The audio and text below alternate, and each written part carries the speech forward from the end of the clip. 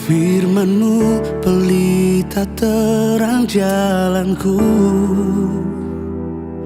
beri pengharapan dan kepastian, mampukan melewati semua persoalan,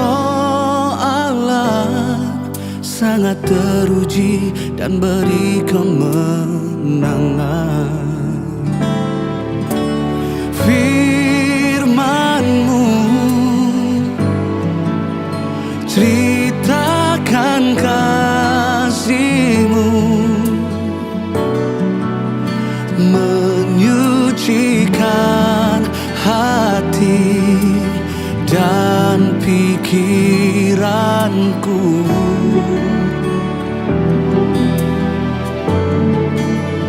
Menjadikan berkah kehidupan kekal, sampai ku menjadi harta kesayangan-Mu.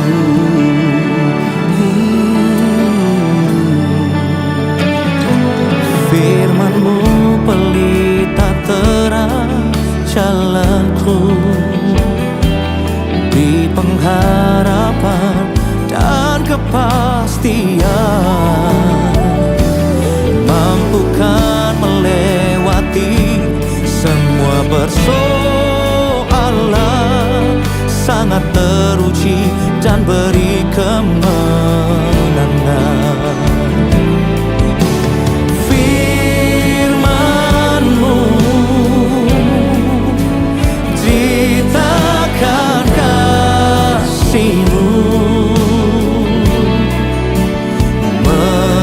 Menyucikan hati dan pikiranku,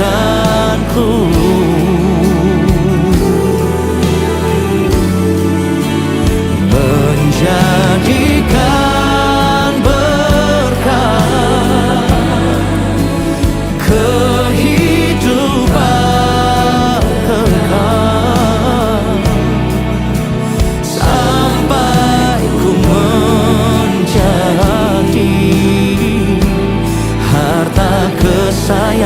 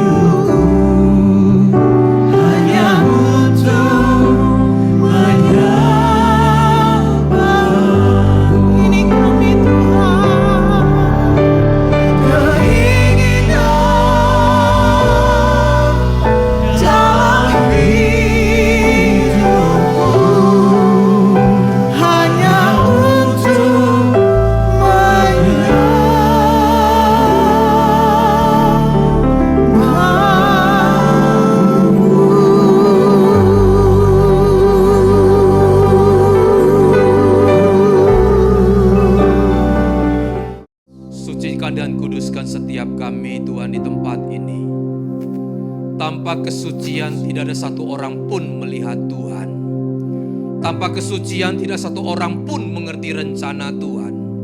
Tanpa kesucian tidak satu orang pun yang mengerti akan firman Tuhan. Oleh karena itu Tuhan, sucikan dan kuduskan setiap kami di tempat ini.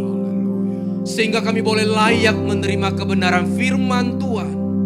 Sehingga kami boleh melihat dengan jelas kebenaran firman Tuhan yang akan kami terima.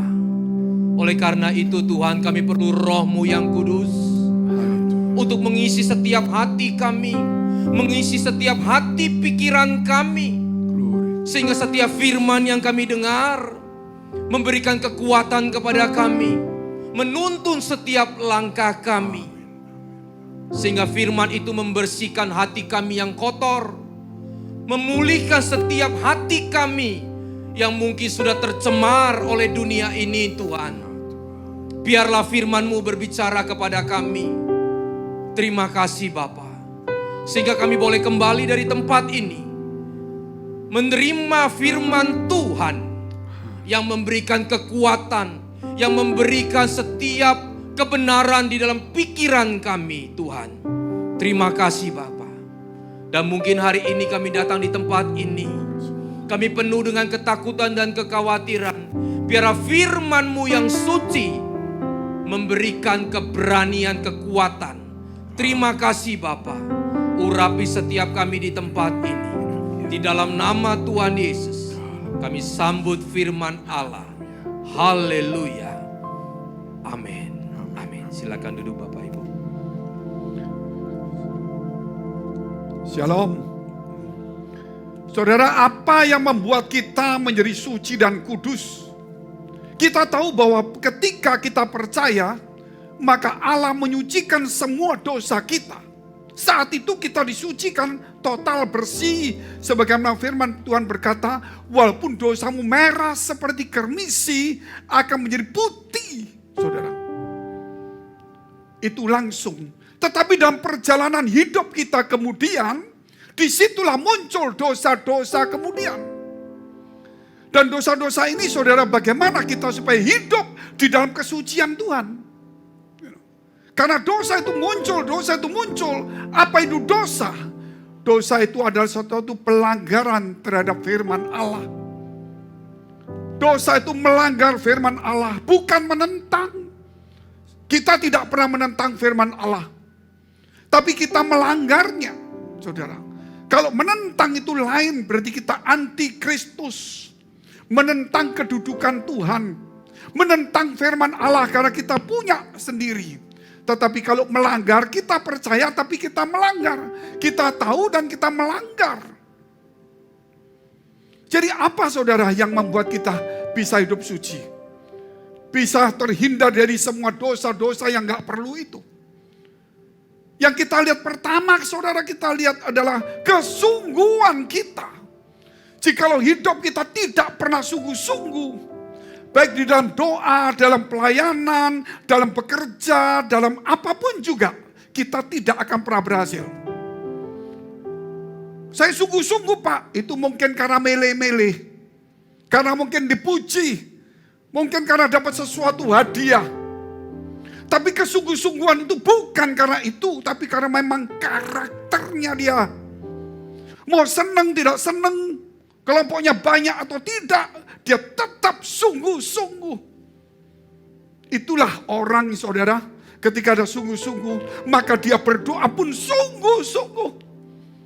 Dia mendengar firman Allah pun sungguh-sungguh, sehingga firman tidak dicuri oleh iblis. Sehingga firman itu tumbuh. Ketika dia ibadah pun sungguh-sungguh. Ketika dia melayani juga sungguh-sungguh. Bukan karena, wah banyak orang, sedikit orang. Wah gak cocok, gak seneng. Tidak ada, saudara. Itu namanya kalau saudara sungguh-sungguh karena ada sesuatu, itu bukan sungguh-sungguh. Termotivasi. Makanya sekarang banyak gereja itu memotivasi seseorang. Melalui firman Tuhan dimotivasi. Sehingga kelihatannya sungguh-sungguh. Padahal itu bukan sungguh-sungguh. Hanya termotivasi. Tuhan ingin supaya saudara melalui firman Allah itulah muncul kesungguhan hati kita. Bukanlah termotivasi oleh satu situasi, oleh kondisi apapun juga. Oh, saya ini senang urusan ini, pelayanan ini, kerjaan ini. Saya sungguh-sungguh. Senang tidak senang kalau itu tugas. Harus tetap sungguh-sungguh. Saudara, itu yang akhirnya kita sungguh-sungguh sama Tuhan. Tidak ada kata main-main lagi. Berapa banyak orang Kristen di dunia ini, saudara. Tapi yang sungguh-sungguh itu berapa? Itu perlu kita perhatikan sungguh-sungguh. Kalau kita belajar juga sama. Kalau kita mau sungguh-sungguh perhatikan, kita mengerti. Tapi kalau kita mendengar sambil saudara, ya pokoknya mendengar, ya mendengarlah, tahulah. Tapi gak sungguh-sungguh, gak mungkin bisa. Makanya kenapa selalu dikatakan attention please. Perhatikan. Selalu saudara dulu lihat itu. Kalau saudara pergi ke suatu negara, mungkin saudara naik kereta api cepat, selalu tidak ada kan perhatikan. Kita akan, tidak ada. Perhatikan saudara, perhatian. Kenapa sampai 2-3 kali? Supaya saudara itu sungguh-sungguh. Itu penting sekali. Nah kalau kita dengan Tuhan, kalau main-main, Tuhan itu tidak pernah main-main dengan hidup kita. Dia selalu sungguh-sungguh saudara. Dia sungguh-sungguh mengasihi engkau, bukan main-main. Mengapa kita tidak mau sungguh-sungguh sama Tuhan? Banyak alasan, mungkin banyak pandangan, saudara. Untuk Tuhan tidak ada alasan. Manusia bisa ditipu, Tuhan tidak bisa ditipu. Oleh sebab itu kita harus malu, saudara. Karena Tuhan tahu isi hati kita. Lebih baik kita terbuka sama Tuhan lah. Dan kedua, supaya bagaimana kita bisa suci, bisa kudus walaupun tidak 100%. Ketaatan.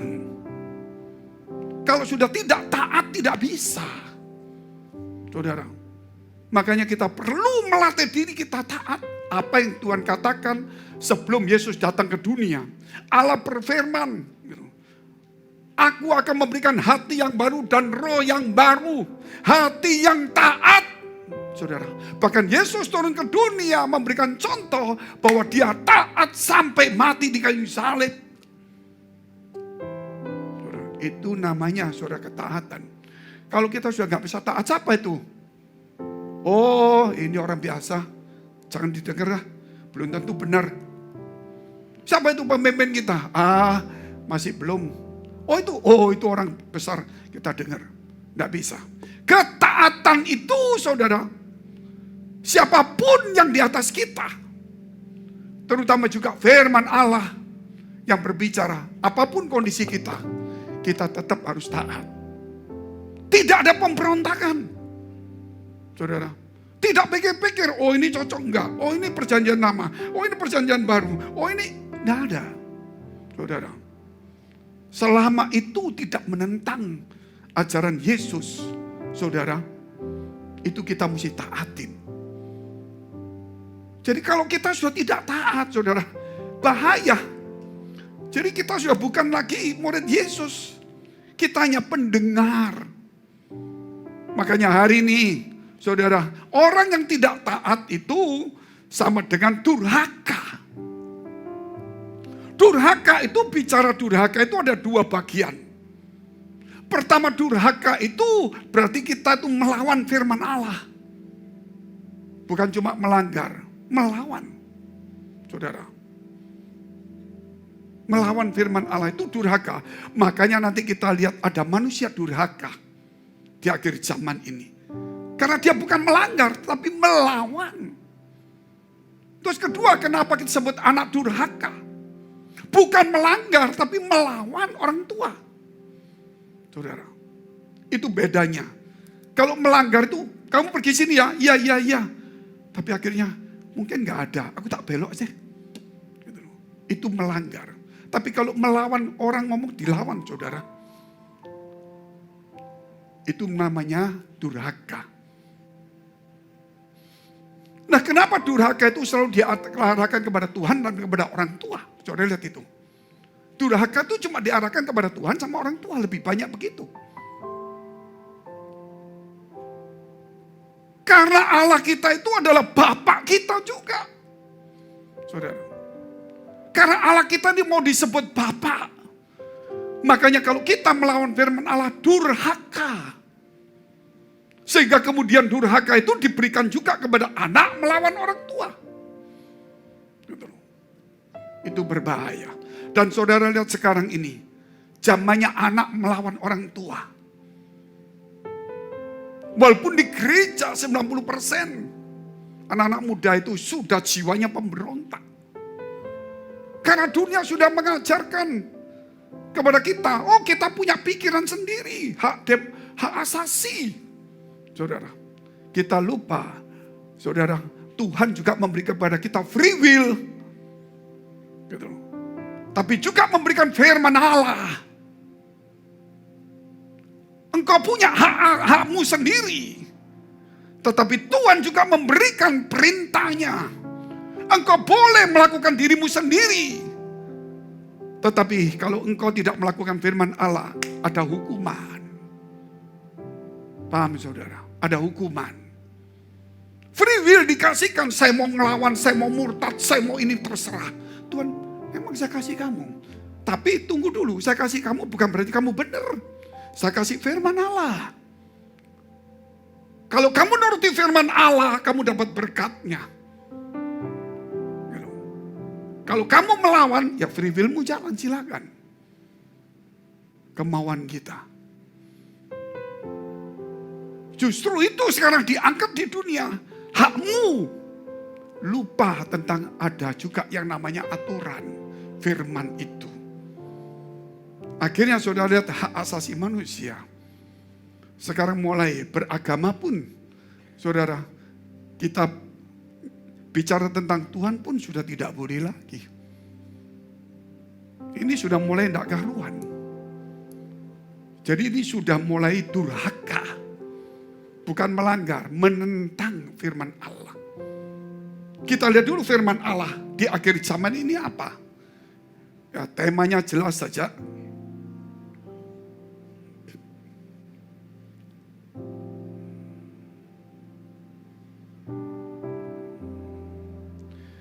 Bertahan dan berjuang sampai akhir. Matius 24 ayat 11 sampai 13. Itu akhir zaman. Ini tentang Yesus berbicara tentang akhir zaman. Banyak nabi palsu akan muncul dan menyesatkan banyak orang. Jadi nabi palsu akan muncul dan menyesatkan banyak orang. Sudah, jangan kaget. Dan di gereja pun saudara yang ngomong apa saja, yang ngomong punya, terutama orang nabi palsu itu berarti punya sesuatu, punya karunia, tetapi tidak punya karakter. Jadi jangan cuma melihat kuasanya, karunianya, lihat karakternya. Nabi palsu saudara, pasti dong, kalau nggak punya karunia, kalau nggak punya apa-apa, mana bisa dia mempengaruhi. Dia pasti punya sesuatu. Tetapi tidak punya karakter. Makanya jangan cuma lihat cara khotbahnya orang, penampilan orang, karunianya, kemampuan dia. Tapi lihat karakter dan hatinya dia. Saudara lihat pohon itu bagus, buah itu bagus. Saudara nggak bisa cuma ngomong, oh pohonnya bagus. Makan dulu.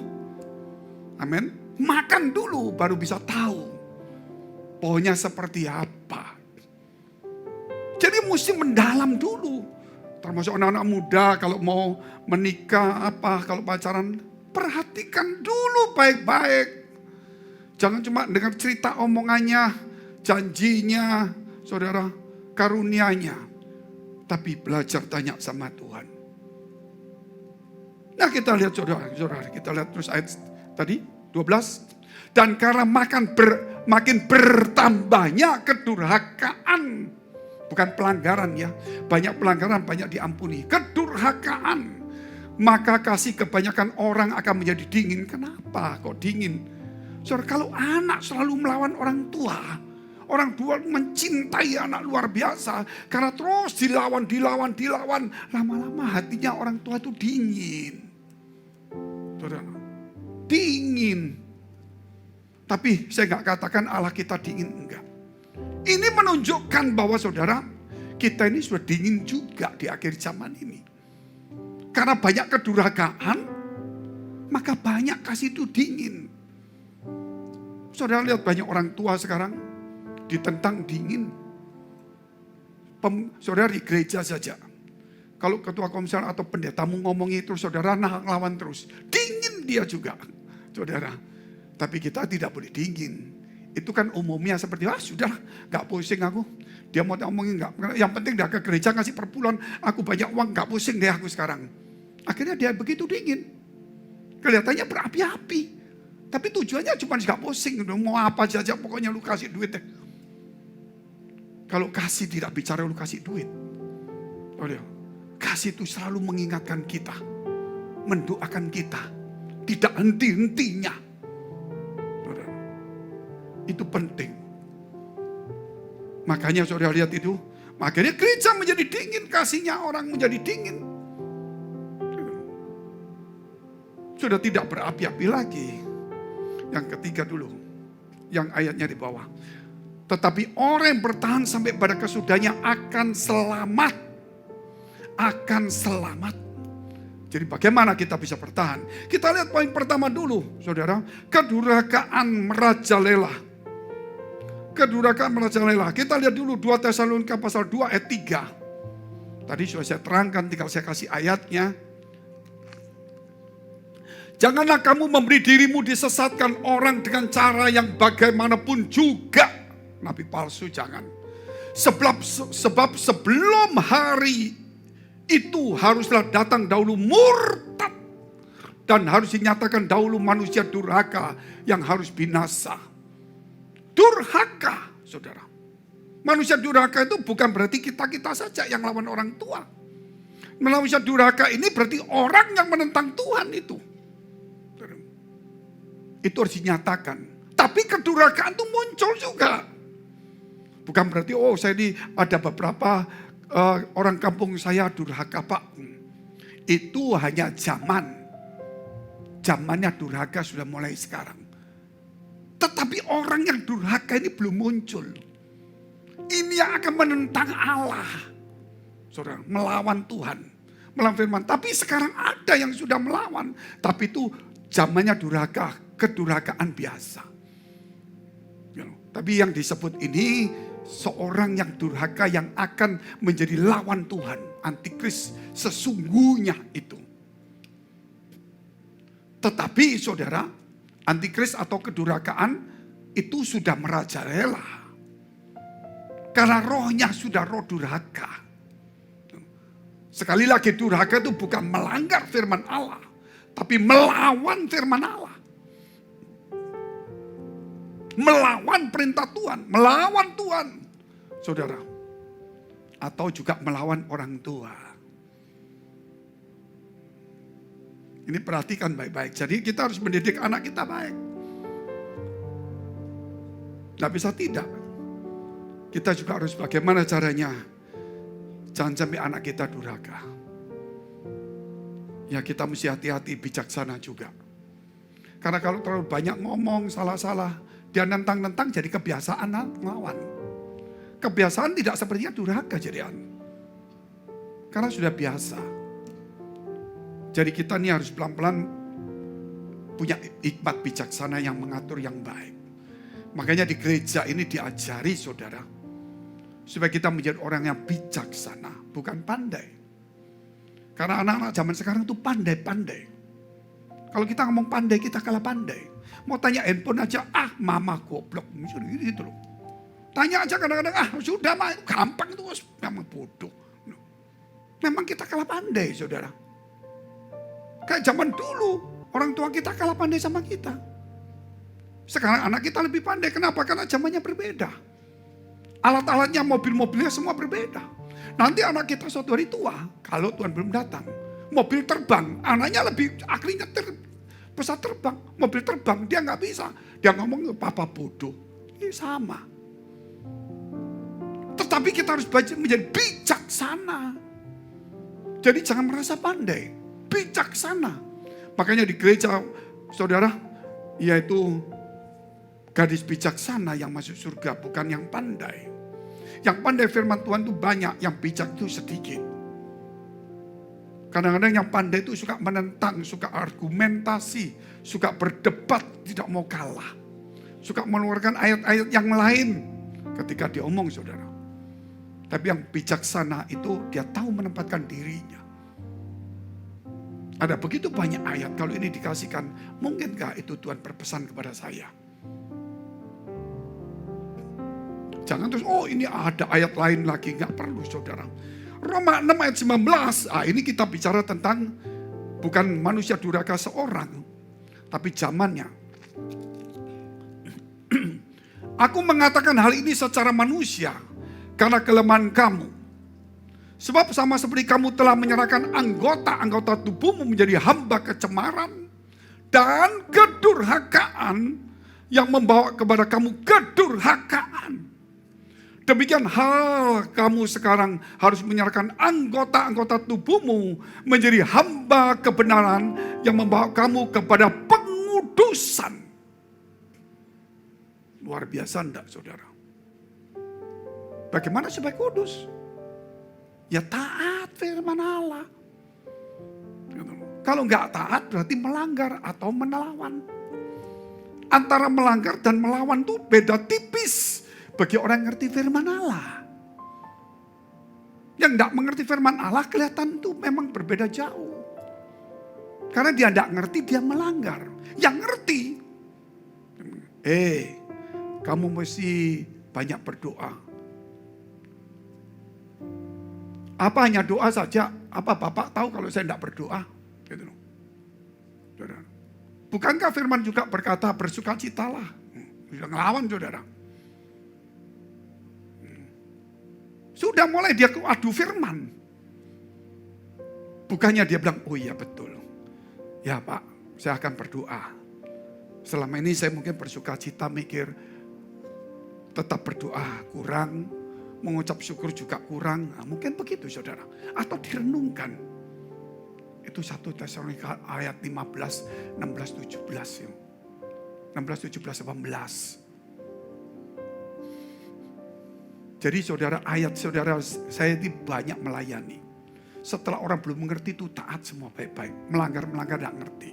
Begitu mengerti, sudah mulai pinter semua. Kita kasih ayat, gini ya kamu gini. Apakah harus ini Pak? Bukannya begini. Ya begini boleh, tapi lebih baik ini. Oh, bukankah ayat 1 ngomong begini Pak? Ya kamu gak usah tanya saya. Betul gak, saudara? Pinter firmannya.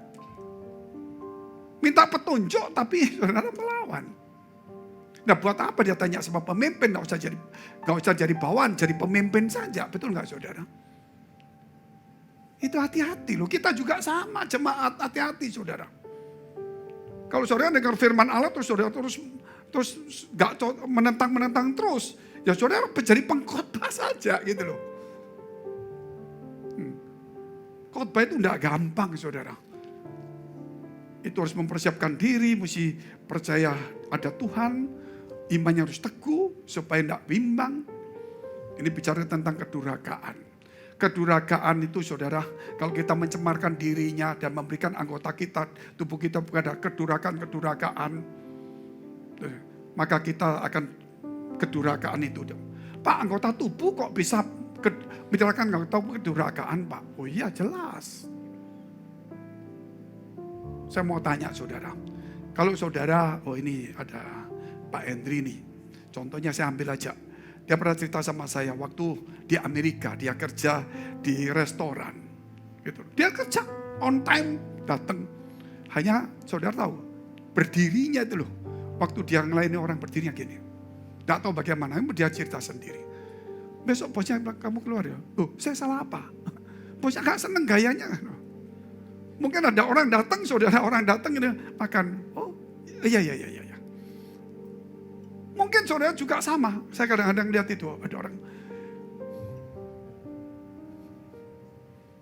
Peragawan nggak apa-apa, saudara. Tapi mungkin kadang-kadang nggak sangka ya, kita kadang-kadang mau olahraga sedikit nggak apa-apa. Tapi ada sifat yang berbeda. Gitu loh. Coba saudara lihat itu. Nanti ngomong sama mamanya. Gitu loh. Apa mah? Mau apa? Gitu. Ini sudah mau apa? Ini sudah tangannya gini. Ini sudah anggota durhaka itu. Terus nunjuk-nunjuk. Tak kasih tahu mama ya papa ya. Waduh ini mesti tekuk gini loh. Tak kasih tahu mama gitu loh. Ini anggota tubuh saudara. Gak sadar. Mencibir juga sama. Itu banyak perempuan saya gak bisa niru. Tidak bisa niru tepat itu gimana cara perempuan. Ayo, coba nanti kalau pendeta nanti kadang-kadang pendeta kita ngomong sama perempuan, gini ya. Dia tahu kayak lebih hebat dari saya. Tapi saya bisa membaca mata orang. Datang jalan. Oh, ada sesuatu. Diajak ngomong. Tidak mau dengar. Anggota tubuh, saya tidak bisa cerita itu saudara. Anggota tubuhmu.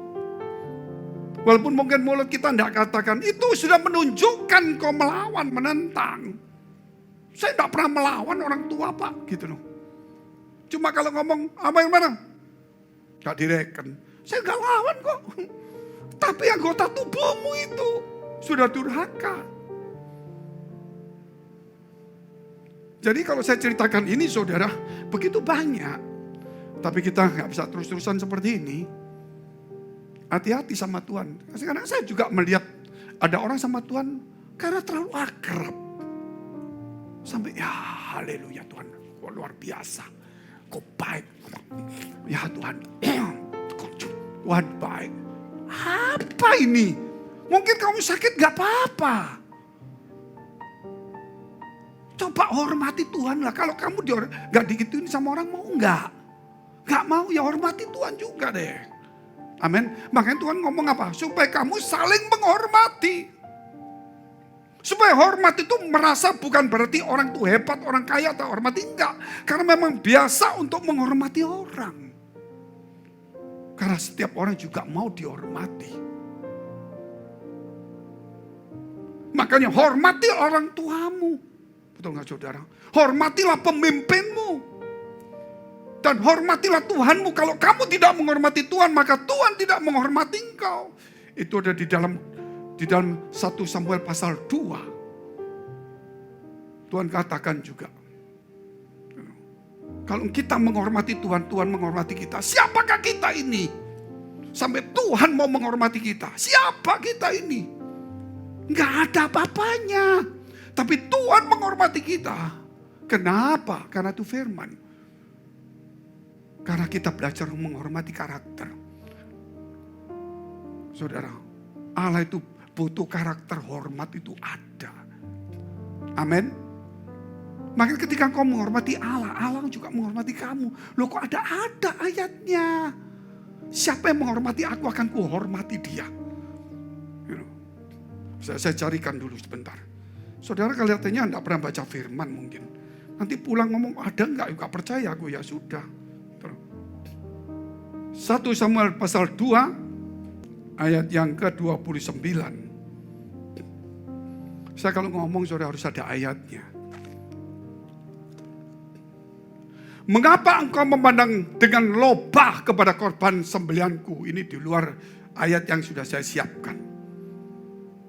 Jadi kalau saudara persembahan mandang lobah, serakah. Dan sebaliknya juga. Dan korban sajianku yang telah kuperintahkan. Dan mengapa engkau menghormati anak-anakmu lebih daripadaku, sambil kamu menggemukkan dirimu di bagian yang terbaik dari setiap korban sajian umatku Israel. Di bawah, terus. Sebab itu demikianlah firman Tuhan Allah Israel. Sesungguhnya aku telah berjanji keluargamu dan kaummu akan hidup di hadapanku selamanya. Tetapi sekarang demikianlah firman Tuhan. Jauhlah hal itu daripadaku. Sebab siapa yang menghormati aku, akan kuhormati. Tetapi siapa yang menghina aku akan dipandang rendah. Jadi hormat itu harus menjadi satu karakter kita, saudara. Makanya itu kan ada di hari Senin, ya. Hormat. ada itu. Karakter kita ada itu. Gitu. Itu kan ada 3 karakter setiap harinya. Hormat. Gitu. Saudara, kalau hormat itu saudara, sikap tubuh saudara juga harus menunjukkan hormat. Itu tidak gampang. Ya, ini saya cuma sedikit ajak bicara ini, kita kembali ke temanya lagi itu. Itu hanya tadi tambahan saja ayatnya. Hal yang kedua kita lihat, kasih sudah hilang di gereja, yaitu tadi ayat saudara, bahwa kasih manusia sudah menjadi dingin, ayat 12, Matius 24 ayat 12 dulu. Dan karena makin bertambahnya kedurhakaan, maka kasih kebanyakan orang akan menjadi dingin. Inilah saudara, kasih menjadi dingin. Gereja sudah tidak ada lagi kehangatan. Saudara, mungkin ada bawahan jemaat tidak menghormati pendetanya. Ya pasti agak dingin dia punya. Pendeta gak kasih contoh. Males ke gereja. Sudah. Kalau sudah begini repot.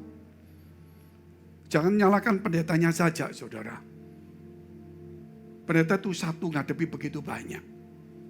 Yang 5 disikapi manis, yang 1 mungkin dia udah kecapean, cuma sedikit, oh iya nggak lihat lagi. Yang 1 ini nggak marah. Gitu loh. Jadi saudara mesti tahu, kalau 1 banding 1 nggak masalah dia. Kalau sudah 1 banding 100, gitu loh. Ya bukan berarti pilih kasih, bukan. Kelelahan. Jangan sampai saudara ya tersinggunglah. Belajar tetap hormati. Hormati dia.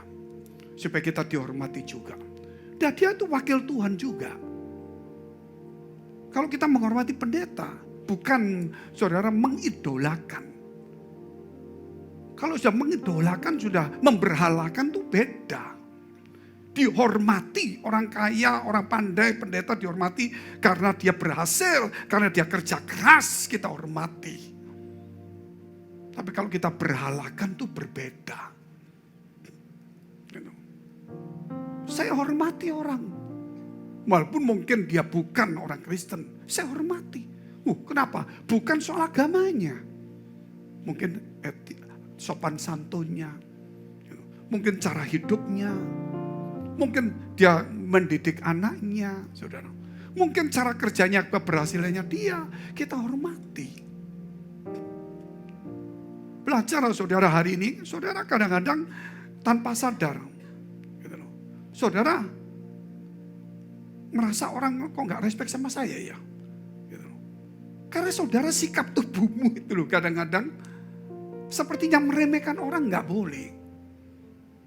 Ada yang jalan, saudara. Kalau orang malu-malu kucing nggak apa-apa, iya Pak, kelihatan.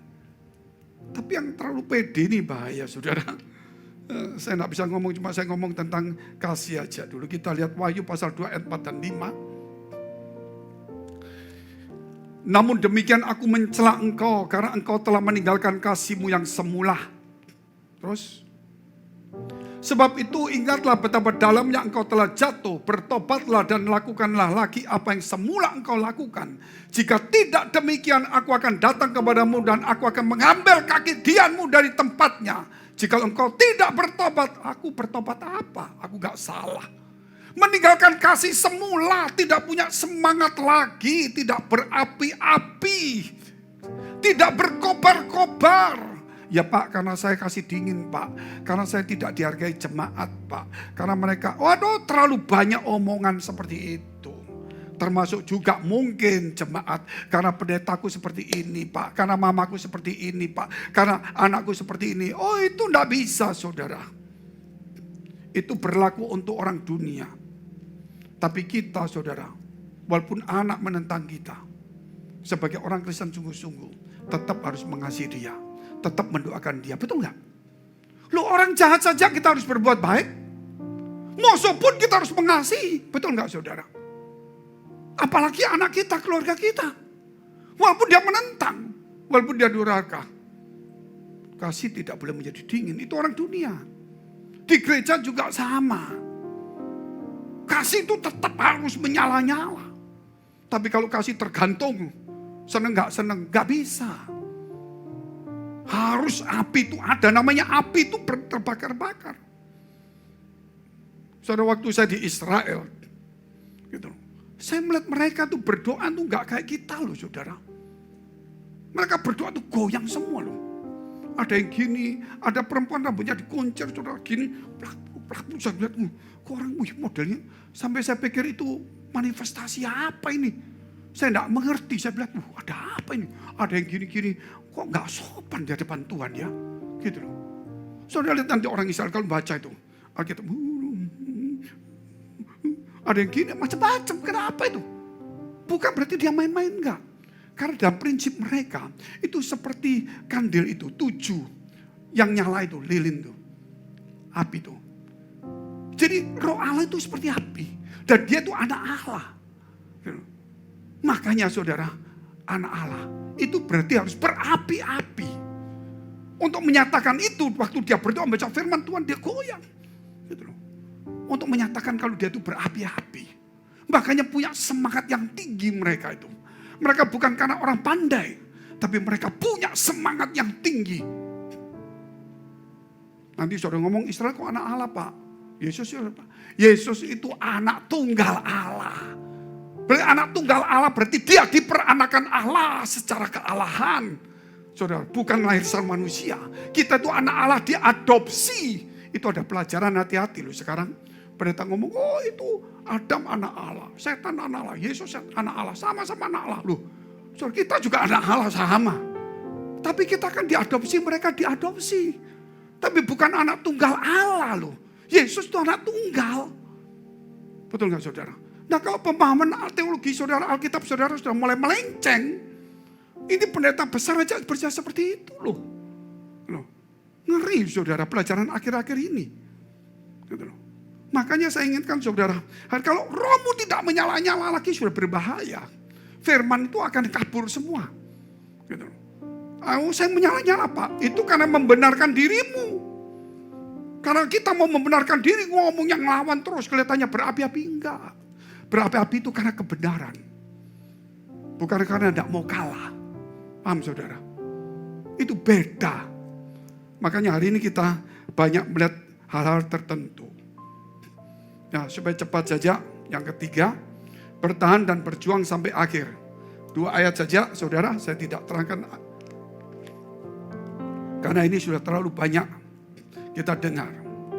Ibrani 10 ayat 32. Ingatlah akan masa yang lalu.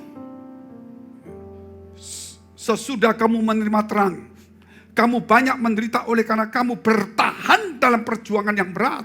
Orang Kristen harus berjuang dan bertahan walaupun dalam penderitaan. Betul nggak saudara? Berapi-api dia sampai akhirnya. Dalam penderitaan kau bertahan dan berjuang sampai akhir. Amin. Bukan berjuang sampai selesai sekali, sampai akhir. Walaupun anak itu ngelawan terus, berjuang, bertahan terus. Mungkin di akhirnya dia akan datang minta maaf dan kita akan dipulihkan. Amin. Kita nggak tahu kapan itu pemulihan. Tapi yang pasti, kalau kita percaya ada Tuhan, pasti ada waktu yang indah. Bukan di suatu nyanyian saja yang kita keluar air mata. Tetapi yang tidak pernah kita lakukan dalam hidup kita. Kalau kita tahu bahwa waktu itu indah, kita harus bertahan sampai akhir. Walaupun dalam penderitaan dan kita harus berjuang. Amin. Gereja juga sama, kita bertahan dan berjuang. Jangan kayak kerupuk melempem. Soalnya kena melempem, kena angin melempem. Kalau yang tidak ngerti bahasa melempem ya nanti lihat kamus bahasa Ibrani. Yakobus 1 ayat 12. Orang harus bertahan, berjuang dan penderitaan. Karena kita tahu kita punya Allah yang selalu membela kita dan memelihara kita. Dan kalau kita bertahan terakhir sampai akhir, pasti ada kemenangan. Kerap kali kemenangan belum muncul, kita sudah putus asa. Mental tempe, saudara. Tempe enak dimakan, mental gak enak kalau dimakan kalau tempenya, mental tempe. Saya suka makan tempe juga. Tapi kalau saya lihat mental tempe, waduh, beda sama tempe sungguhan. Yakobus 1 ayat 12, berbahagialah orang yang bertahan dalam pencobaan. Pak, bertahan apa? Penderita, pencobaan, masalah, kesulitan, tantangan, dilawan orang, difitnah. Amin. Itu bertahan, apalagi untuk Tuhan. Pasti ada pembelanya. Katakan amin dulu saudara. Apalagi untuk Tuhan, pasti Tuhan tolong kita. Gitu. Kalau di luar Tuhan aja orang bertahan bisa, akhirnya Tuhan tolong. Ya akhirnya ada bala bantuan, apalagi dengan Tuhan. Sebab apabila ia sudah tahan uji, berarti bertahan toh, tahan uji, ia akan menerima mahkota kehidupan yang dijanjikan Allah kepadanya, kepada barang siapa yang mengasihi dia. Tidak ada yang lain. Tetaplah bertahan saudara. Amin. Berjuang dan bertahan sampai akhirnya. Mau susah, mau sakit dalam pencobaan, pergumulan, difitnah orang, apapun juga. Tetaplah bertahan. Tetaplah berjuang, juga bertahan terus, berjuang untuk mengasihi orang terus. Walaupun orang itu durhaka. Tetap hormati orang walaupun orang tidak menghormati kita. Tetap mengampuni orang walaupun orang itu menyakiti kita. Tetap berbuat baik walaupun orang berbuat jahat pada kita. Bertahan terus sampai pada kesudahannya, dan itu berjuang. Amin. Jangan bertahan tanpa berjuang. Dalam kesulitan tantangan hidup, dalam pekerjaan pelayanan juga. Saudara, baik kekurangan, terutama kekurangan. Tetap bertahan dan berjuang. Tidak boleh pernah menyerah. Karena kita tahu ada Tuhan yang hidup. Mari kita bangkit berdiri, kita mau berdoa.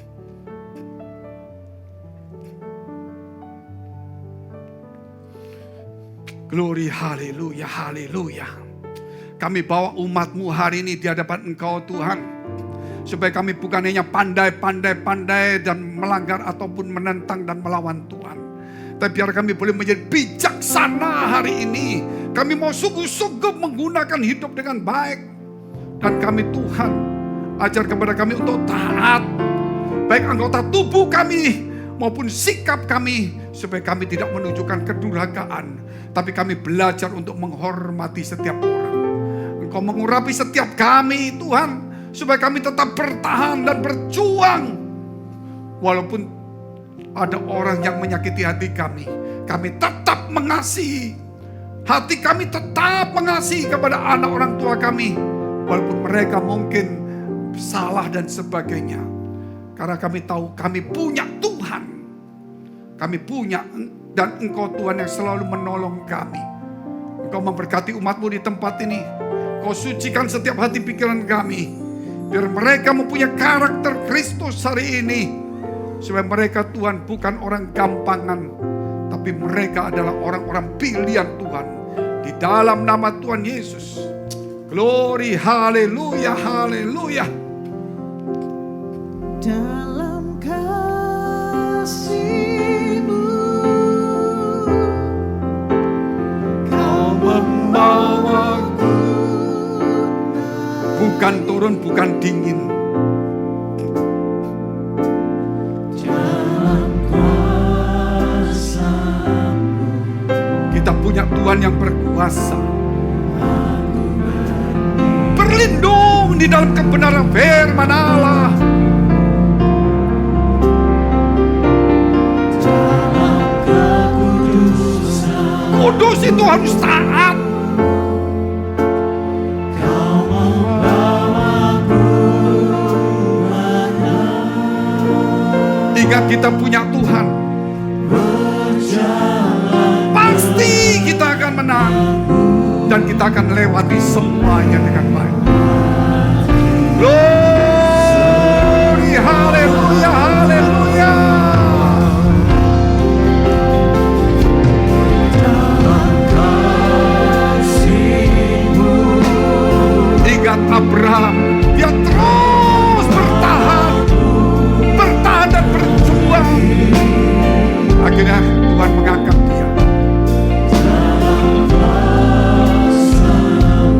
Setiap hari Abraham menanti janji Tuhan, tidak pernah lelah.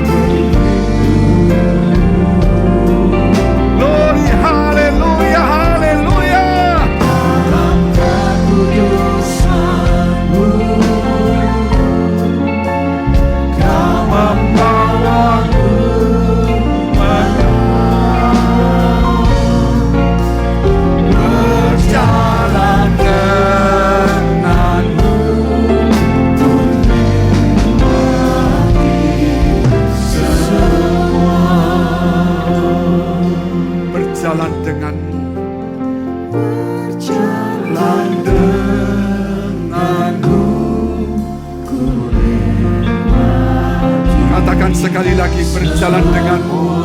Katakan dengan imanmu, berjalan dengan Tuhan. Berjalan denganmu. Yakinlah. Yakin. Percaya dan yakin akan kita lewati. Tepuk tangan dulu Tuhan. Glory, haleluya, haleluya, haleluya. Urapi setiap kami Tuhan. Biar firman ini menggugah kami semuanya. Menyadarkan kami semua. Sehingga kami boleh bangkit bersama dengan Tuhan. Supaya kekristenan kami bukan tradisi, bukan kesibukan, bukan pengetahuan. Tetapi Tuhan, biar firman kami, kekristenan kami ada satu kehidupan bersama dengan Tuhan. Yang terus menyala-nyala dan sungguh-sungguh dan ketaatan. Engkau memberkati umat-Mu di tempat ini. Glory, haleluya, haleluya. Kami berdoa untuk semua gereja yang ada di seluruh dunia Tuhan. Supaya mereka bersatu rukun dan tidak terpecah-pecah.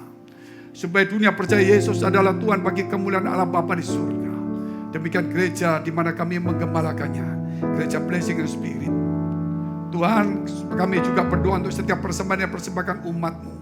Kiranya menjadi dupa yang harum di hadapan Tuhan.